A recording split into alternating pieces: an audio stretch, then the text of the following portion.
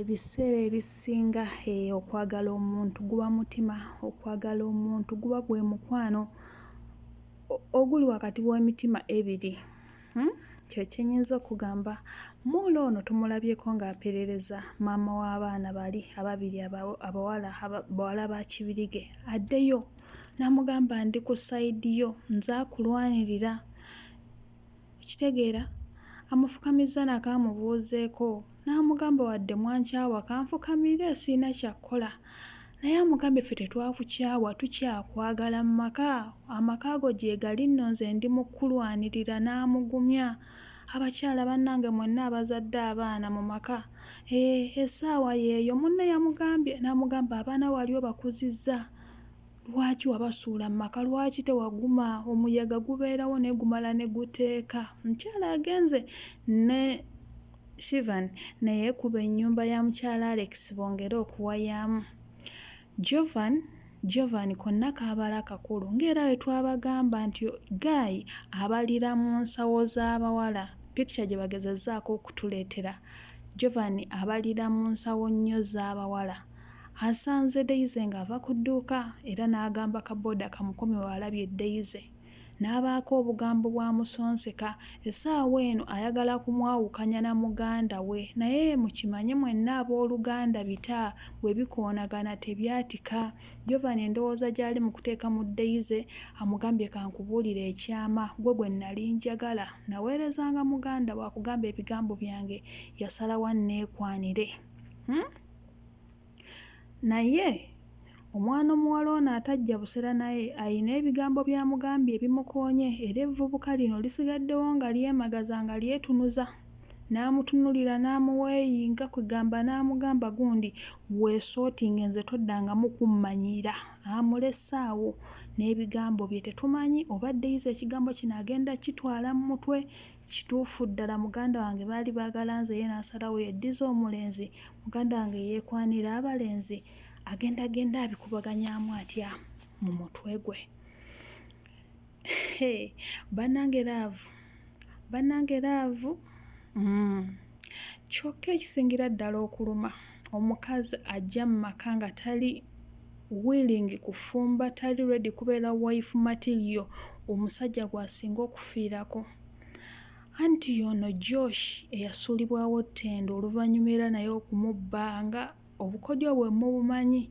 Naye kye mmaze okuzuula n'okulaba nti abakyala bano ebiseera ebisinga bano abajja nga banyakuzi babeera nnyo n'obukodyo bw'omukwano agukulaga wenna n'owunga n'ofuukira ddala ekisodde n'ogamba to hell with any other girl.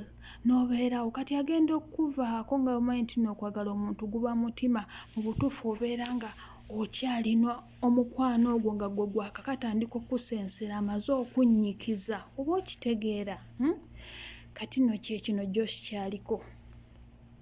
Alumbye maama w'omuganda wa Ttendo n'abaako by'amubuulira n'amulaga nti Ttendo mbadde mwagala nnyo. Ttendo kwegamba mumulabye awo ng'amukakasa. Abawala bano ababiri bannange mu butuufu saagala baawukane.